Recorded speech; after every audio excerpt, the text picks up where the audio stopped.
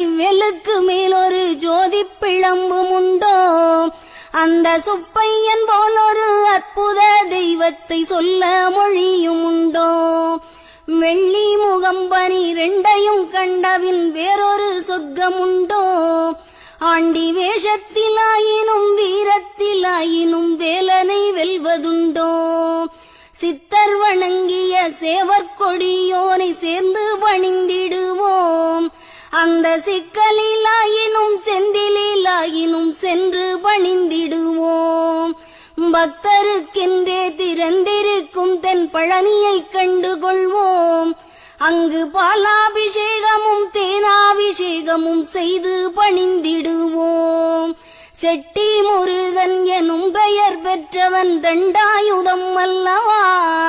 அந்த சித்திரவள்ளியும் ஜாடையில் மற்றொரு செட்டி மகள் அல்ல.